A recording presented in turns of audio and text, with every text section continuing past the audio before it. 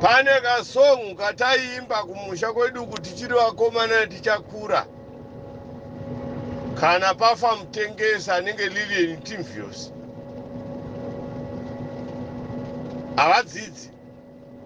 Kwaine mukoma wangu Matavere kwadzinorohwa matumbu ndokwadzinomhanyira.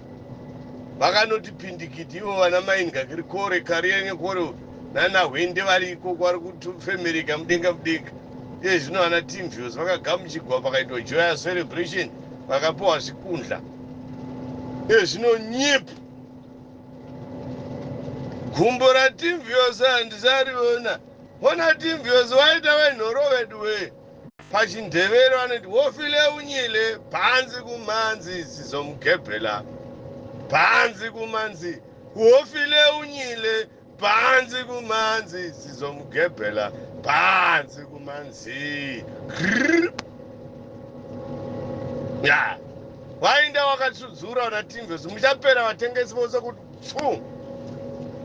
Matsotsi ari kutaurwa nemudhara wezano kuti matsotsi anga akatenderedza chamisa. Rimwe goni. Tsotsi. Nemari yawanga wakavimbiswa uchifunga kuti wewe wakudaradza kuyanura makuja pamadiro aJochina. Nyepu.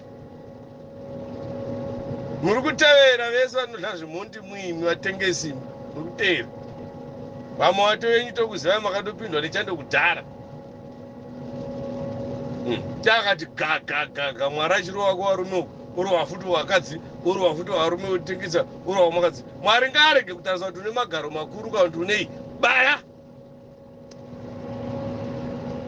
Nekuzhemwaira kwaita vana Timvius pana aifunga kuti achangadai nhasi asipo.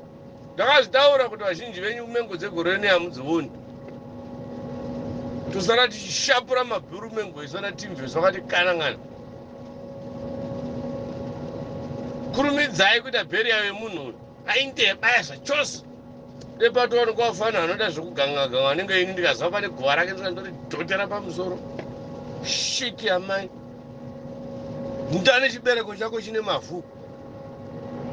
Ruzhinji kuri kutambura muchitengesa. Next, Monzora. Ya. Timukatora vanenge vasingapfeki magirazi Mwari motora vanopfeka magogorosi. Nevamwe vane misoro inenge mapandamba.